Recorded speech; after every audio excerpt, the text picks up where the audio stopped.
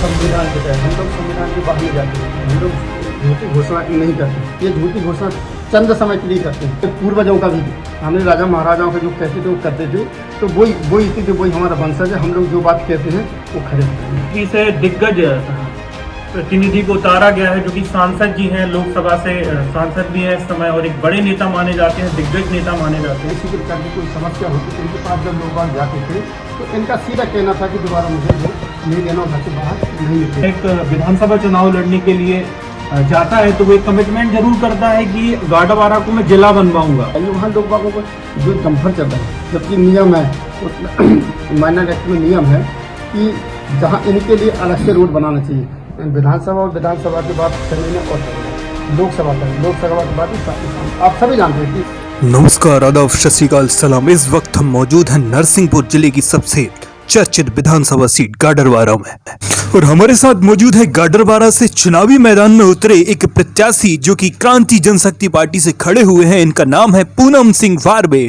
पूनम जी, आप चुनावी मैदान में उतरे हैं और गाडरवारा से एक तरफ सांसद राव प्रताप सिंह को प्रत्याशी बनाया गया है, वहीं कांग्रेस की तरफ से सुनीता पटेल। तो अपने आप को कैसे देखते हैं आप इन दिग्गजों के बीच? लोगों ने देखा विगत 75 वर्षों से, जब से हमारा भारत स्वतंत्र हुआ है, स्वतंत्र के बाद कभी कांग्रेस रही, कभी भाजपा रही, तो ये दोनों जो है एक ही हमले के जो चट्टू बट्टू हैं, कभी कांग्रेस और कभी भाजपा। इन्होंने पब्लिक को केवल मूर्ख बनाना जानते हैं कि हम केवल आश्वासन देते हैं कि हम क्षेत्र में हम बन जाएंगे, विधायक बन जाएंगे, हमारी सरकार बन जाएगी तो क्षेत्र का विकास होगा।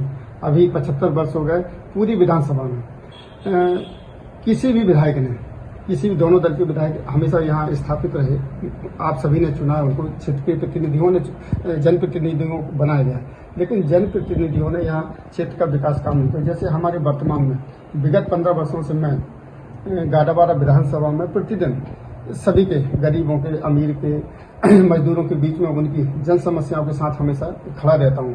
विकास की जहाँ बात होती है तो विकास में हमारे पास में कोल माइंस गोटेटोरिया में है, एनटीपीसी चिचली क्षेत्र में है, तो ये पैसा, दोनों का पैसा बाहर जाता है, जिले से बाहर जाता है। तो जनप्रतिनिधियों का काम ये है कि सांसद हों, विधायक हों, तो इनका काम हमारे क्षेत्र में विकास होना चाहिए। इनका नैतिक दायित्व है, नैतिक दायित्व है कि हमारे क्षेत्र में विकास होना चाहिए। रही बात विकास की बात है, विकास में आप सभी लोग देख रहे हैं, इन लोगों ने विकास अभी तक कुछ नहीं। शिक्षा के मामले में हमारे यहाँ जीरो है। हमारे यहाँ के लोग आज भी ये स्थिति है, जबकि नरसिंहपुर जिला, माई नर्मदा का किनारा, यहाँ सभी लोग संपन्न है, लेकिन आज भी स्थिति ये है, हमारे जनप्रतिनिधियों के कारण हमारे यहाँ के क्षेत्र के लोग बाहर जाने के लिए मजबूर होते, पलायन करते हैं। तो हम ये चाहते हैं कि जब हम यहाँ क्षेत्र में रहेंगे, जनप्रतिनिधि रहेंगे, तो जनप्रतिनिधियों का काम होता है कि क्षेत्र में विकास होना चाहिए। अभी वास्तविक में वर्तमान में शिक्षा को मध्य प्रदेश सरकार ने, केंद्र सरकार ने पंगु बना कर रखा है। हमारे यहाँ कॉलेज तो है, लेकिन नाम के लिए कॉलेज, लेकिन यहाँ पूरे सब्जेक्ट यहाँ आज भी नहीं है। यहाँ एक भी हमारे नरसिंहपुर जिले में एक भी इंजीनियरिंग कॉलेज, मेडिकल कॉलेज नहीं, जबकि यहाँ हमारा नरसिंहपुर जिला जो है संपन्न जिला है। तो यहाँ सभी जनप्रतिनिधियों का दायित्व होता है, सभी का सहयोग देता है। हमारे सभी व्यापारी लोग भी, किसान लोग भी सहयोग चाहते हैं कि हमारा क्षेत्र का विकास होना चाहिए जो है, पर ऐसा अभी तक होने लगा। इसी तरीके स्वास्थ्य की जहाँ बात आती है, स्वास्थ्य को तो बिल्कुल आदमी जानबूझ के मानना चाहते हैं। जैसे यहाँ नीचे जाइए आप, भरिया लोग रहते हैं, तो भरिया लोग वहाँ से नीचे आने के लिए मैंने जो विगत 15 साल से रोड के लिए लगातार मांग किया कि वहाँ से हम भरिया समाज के लोग होते, तो उनकी बहुत सी डिलीवरी के दौरान वहाँ की माता शक्तियों की जो मृत्यु भी हो जाती है। तो जनप्रतिनिधियों का नैतिक दायित्व ये होता है कि उनकी जन सुविधा होना चाहिए। जैसे यहाँ मैं यहाँ विधायक बनता हूँ, तो पूरे क्षेत्र सर्वप्रथम है कि हमको बाहर जाने की आवश्यकता नहीं है, यही से जो है विकास करने का काम मेरे द्वारा किया जाएगा। अच्छा, सबसे पहले मैं जानना चाहूंगा, जैसे कि बीजेपी हो या कांग्रेस, इन्होंने अपने मैनिफेस्टो जारी कर दिए हैं, तो अपनी पार्टी की तरफ से क्या कुछ घोषणाएं रखी गई हैं आम जनता के लिए? हमारी पार्टी का मुख्य उद्देश्य है कि संविधान के तहत हम लोग संविधान के बाहर नहीं जाते, हम लोग झूठी घोषणा नहीं करते। ये झूठी घोषणा चंद समय के लिए करते हैं। जैसे भाजपा सरकार केंद्र में आई तो इन्होंने कहा था कि हम 15 लाख रुपया प्रति व्यक्ति को देंगे, तो क्या आया? ये सब मतलब आम पब्लिक उस समय चुनाव के समय नहीं जानती, केवल लुभावने वाली बात है। अभी भी लुभावने वाली बात ये लोग कर रहे हैं कि नहीं, हम लोग जो है लाडली लक्ष्मी योजना की यहाँ बात मेरा कहना ऐसा है कि जो इस तरीके से बंदरबाट ना करने से क्षेत्र में आप जो प्रोजेक्ट हर प्रकार के प्रोजेक्ट लगा दिए तो नए युवकों को रोजगार मिलेगा और सारा आम आदमी जो बाहर से इधर उधर भागने का पलायन होते हैं तो यही हो जाए। रही बात हमारी पार्टी का मैन्युफैक्चर ये है कि प्रथम तो ये है कि गरीबी हम लोग हटाने का काम करें। उसमें हमारी नीति साफ होनी चाहिए। हम लोग इस क्षेत्र में प्रोजेक्ट लगाइए हर क्षेत्र में, खाली गाडावारा विधानसभा नहीं, मध्य प्रदेश की बात करते हैं हम लोग। तो हमारा लोग जैसे अन्य देशों में ये होता है कि 50% व्यापारियों के लिए, गरीबों के लिए, कंपनियों के लिए आधा फंडिंग उनसे करते हो, जिससे ये लोग इनको जो है ज्यादा बोझ नहीं बढ़ता। इसी तरीके से हमारी पार्टी का मैन उद्देश्य किसानों की जहाँ बात है तो किसानों को आप देख रहे हैं अभी वर्तमान में जब उनके पास अनाज आता है तो उसके एक 54% पैसा मिलता है और जैसे ही किसान से बाहर गया तो वो जो उससे जो 100% वसूला किया जाता है। ये दूरी जो है हम लोग समानता लाएंगे। क्रांति जनशक्ति पार्टी एक उभरती हुई पार्टी मानी जाती है, इसके बारे में थोड़ी सी जानकारी दीजिए हमारी आम जनता को, क्योंकि गाडरवारा विधानसभा में क्रांति जनशक्ति पार्टी के नाम से उतना मैंने देखा नहीं है, सुना नहीं है पब्लिक के मुंह से। तो थोड़े विस्तार से बताइए आप पार्टी की भूमिका के बारे में और इनके सुप्रीमो के बारे में। हमारे राष्ट्रीय अध्यक्ष माननीय गुलजार सिंह मरकाम जी हैं और मध्य प्रदेश में हम 181 विधानसभा में लड़ने जा रहे हैं और हमारी नीति बिल्कुल साफ है कि हम किसी के साथ झूठी नहीं बोलते, छलावा नहीं करते।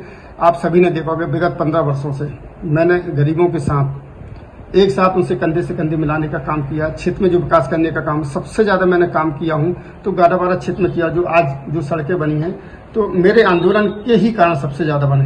हमारी पार्टी जो है नई पार्टी नहीं है, 15 साल से, विगत 15 साल से 5 प्रांतों में संघर्ष, बड़े मात्रा में संघर्ष कर रही। छत्तीसगढ़ में भी हम लोग छत्तीसगढ़ में हम लोग 28 सीटों में लड़ रहे हैं, 42 सीटों हम लोग राजस्थान में लड़ रहे हैं। तो बड़ी संख्या 180 सीटों में हम लोग 181 सीटों में हम लोग जो है मध्य प्रदेश में लड़ रहे हैं। तो हमारा सीधा से सवाल यह है कि गरीबों की सेवा करने के लिए हम लोग उतरे हैं और हम हमारे पूर्वजों का भी, हमारे राजा महाराजाओं का जो कहते थे वो करते थे। तो वही स्थिति, वही हमारा वंशज है। हम लोग जो बात कहते हैं वो खरे उतरेंगे। सर, तो आपके सामने बीजेपी से दिग्गज प्रतिनिधि को उतारा गया है जो कि सांसद जी हैं, लोकसभा से सांसद भी हैं इस समय और एक बड़े नेता माने जाते हैं, दिग्गज नेता माने जाते हैं। वहीं दूसरी तरफ कांग्रेस से जो है सिटिंग एमएलए सुनीता पटेल है, तो इनका सामने इस बार आप कैसे करिएगा? व्यक्ति दिग्गज नहीं होता, मतदाता दिग्गज होता है। मतदाता ने इनको जो है इस आशय से चुना था कि हमारे क्षेत्र में विकास करेंगे। 15 वर्ष अभी वर्तमान में सांसद भी हैं तो इन्होंने पूरे क्षेत्र में पूरी विधानसभा घूम के चले आ रहा हूँ। सिर्फ 10 से 12 गांव सिर्फ मेरे पास बचे हुए हैं। तो इन लोगों सभी का कहना है कि 15 साल का आप हिसाब दो। वर्तमान में सिटिंग एमएलए जो है माननीय सुनीता पटेल जी हैं, तो इन्होंने चुनाव जीतने के बाद घर से अपने बाहर निकलने के, उनके पास जब गरीब लोग जाते थे, आम लोग जाते थे, उनकी मदद के लिए जाते थे, यदि किसी प्रकार की कोई समस्या होती थी इनके पास जब लोग बाग जाते थे तो इनका सीधा कहना था कि दोबारा मुझे वोट नहीं देना और घर से बाहर नहीं निकले। पूरे क्षेत्र में दोनों के प्रति काफी आक्रोश है और मुझे गाडावारा क्षेत्र की जनप्रति बनाने के लिए बिल्कुल प्रेरित है। अच्छा भारवी जी, अगर आप गाडरवारा विधानसभा से विधायक चुने जाते हैं तो विगत जो कुछ सालों से अब देखा गया है कि ट्रेंड सा चल रहा है कि जो भी विधायक विधानसभा चुनाव लड़ने के लिए जाता है तो वो एक कमिटमेंट जरूर करता है कि गाडरवारा को मैं जिला बनवाऊंगा। विगत सालों में हमने देखा कि सुनीता पटेल जब पिछले 5 साल पहले चुनाव लड़ रही थी तो उन्होंने भी ये बात रखी थी सामने, हालांकि वो विधानसभा तक इसको पहुंचाने में असफल रही। तो क्या कुछ कहना है आपका कि अगर आप विधायक बनते हैं गाडरवारा विधानसभा से तो गाडरवारा को जिला बनाने की और आपके कदम क्या होंगे? जनप्रतिनिधियों नैतिक दायित्व होता है। अब चूंकि इनके द्वारा बलपूर्वक, चूंकि अब नहीं कहना चाहिए मुझे, इनके द्वारा ये प्रयास किए नहीं है। और जैसे ही मैं ज्यादा नहीं कहता, मैं पूरे मध्य प्रदेश में नहीं पूरे देश में यदि गाडरवारा को इन्होंने जिला नहीं बना तो मैं सामूहिक रूप से पूरी पार्टी के तत्वाधान जब तक हमारा जिला गाडरवारा नहीं बन जाता तब तक मैं आंदोलन शांतिपूर्वक करेंगे। उग्र आंदोलन नहीं करेंगे, हम लोग शांतिपूर्वक आंदोलन करेंगे। अच्छा, इस वक्त आप बताइए कि बीजेपी या फिर कांग्रेस, इनमें से किसकी स्थिति मजबूत होती हुई आपको दिख रही है? फील्ड में मैंने देखा हूँ, पूरा क्षेत्र में घूमा हूँ तो इनको सभी को जो है हर गांव से भगाया जा रहा है कि आपने क्या किया। क्या किया, तो लोगों में काफी आक्रोश है। इन दोनों को भगाने का काम कर रहे हैं। इसके अलावा मैं जानना चाहूंगा कि एक वीडियो वायरल हुआ था जब कमलनाथ की 18 महीने की सरकार थी और उसमें सुनीता पटेल को भरे मंच से जो है उस समय के स्पीकर ने बिठाला था एनपी प्रजापति ने, ये कहते हुए कि इस पे बाद में हम चर्चा करेंगे। जब जिला बनाने की मांग उठाई गई थी सुनीता पटेल की तरफ से, तो इस चर्चा को आप कैसे देखते हैं?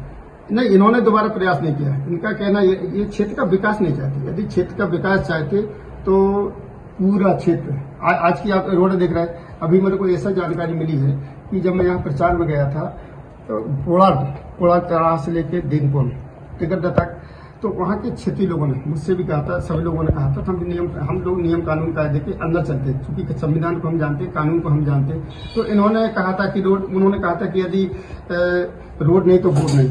तो माननीय सांसद जी ने वहाँ काम शुरुआत करवा दिया था।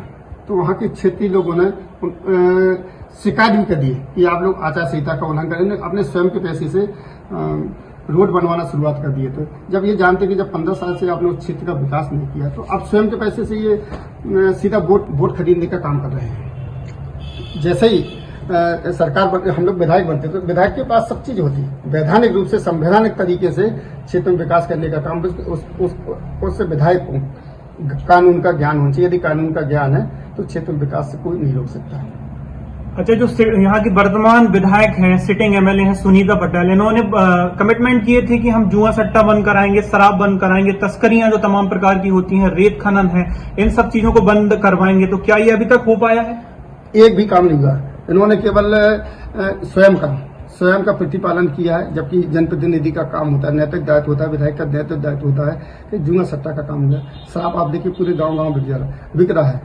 जानकारी ये भी आ रही कि अब जैसे वर्तमान में सिरसिरी संदूक वाला जो शराब ठेका है, उसमें माननीय सांसद जी भी पार्टनरशिप है। यही स्थिति माननीय सुनीता जी की है। तो ये उनके साथ मिले, मतलब ये जो इनके पार्टनर लोग होते, पार्टनर लोगों से ये काम कराना शुरुआत करते हैं। इसलिए विकास क्षेत्र में नहीं होते। आप पूरे क्षेत्र में चले जाइए, वहाँ लोग बागों को जो डंपर चल रहे हैं, जबकि नियम है उसमें माइनर एक्ट में नियम है कि जहां इनके लिए अलग से रोड बनाना चाहिए। जो मध्य प्रदेश शासन का पैसा पब्लिक का पैसा होता है, वो पब्लिक का पैसा आप वेस्टेज कर रहे हैं। बड़े बड़े डंपर लेके जो जा रहे हैं, तो उसी से रोड मिटाने का काम कर रहे हैं। और जैसे ही मेरे जनप्रतिनिधि विधायक बनने के बाद में क्षेत्र को सभी को एक साथ समानता, इसी से ऊंच नीच नहीं, समानता का काम हम लोग करेंगे। अच्छा, आपकी पार्टी के द्वारा जो टॉप मोस्ट घोषणाएं की गई हैं, उनमें क्या मेडिकल कॉलेज को शामिल किया गया है या फिर कुछ ऐसे इंडस्ट्री वगैरह के बारे में आप हमें बताइए जो कि एक नवाचार के रूप में देखे जा सकते हैं अपनी विधानसभा के अंदर?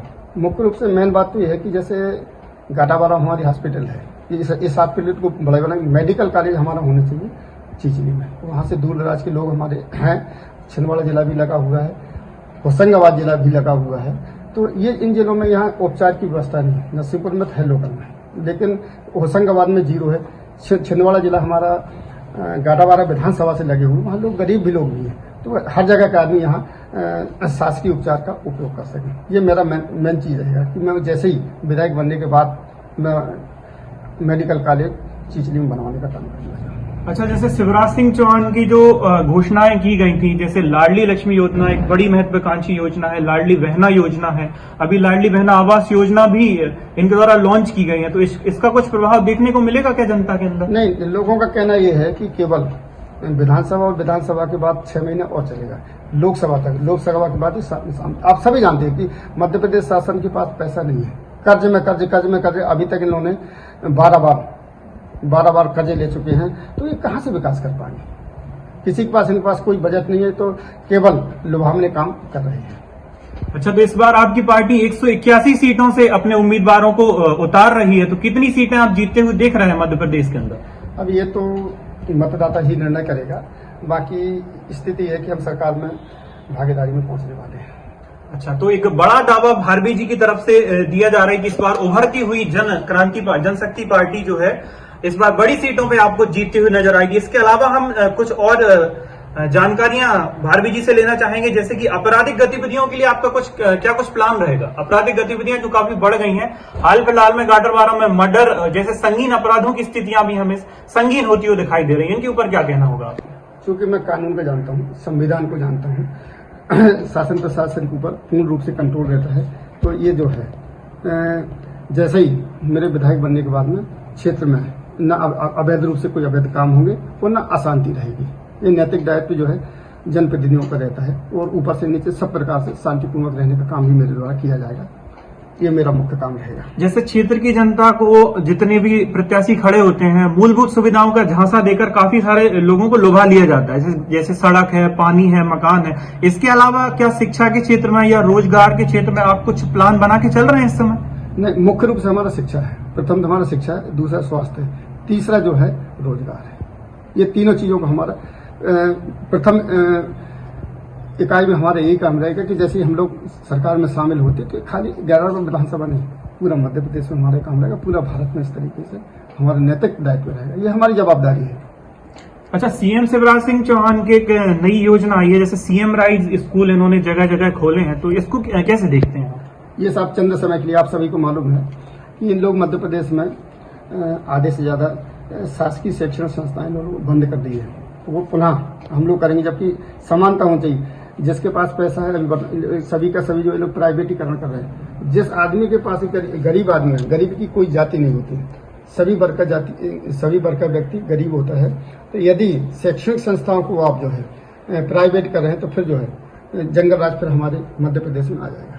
अच्छा भारवी जी, आप जनता के बीच जनसंपर्क में लगातार पहुंच रहे हैं, हम भी देख रहे हैं कि क्षेत्र में आप काफी सक्रिय हैं। पिछले 5-10 सालों से आपकी सक्रियता बढ़ती गई है और इस बार के विधानसभा चुनाव में आपकी पार्टी उभरती हुई पार्टी के रूप में हम देख रहे हैं। तो मुख्य रूप से जनता की क्या मांगे रहती हैं जब आप जनता के बीच में पहुंचते हैं? तो मुख्य रूप से जनता का ये रहता है, उनका भी यही कहना था कि शैक्षणिक संस्थाएं व्यस्त होना चाहिए, स्वास्थ्य संस्थाएं अच्छी होनी चाहिए, आवागमन के रोड वो अच्छे होने चाहिए और किसानों के लिए सुविधा होनी चाहिए। जो किसानों के लिए खाद के लिए वो लोग भटकते हैं,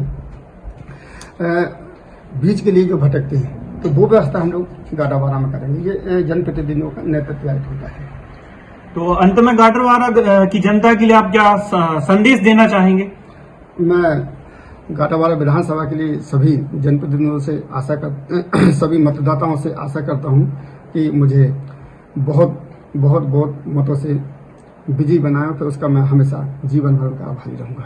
तो ये थे हमारे साथ गाडरवारा विधानसभा से प्रत्याशी पूनम सिंह भारवे, क्रांति जनशक्ति पार्टी की तरफ से। मैं मयंक सोनी, कैमरामैन हर्ष मेहरा के साथ आपसे विदा लेता हूं। फिर होगी किसी नई वीडियो में मुलाकात, तब तक के लिए जय हिंद।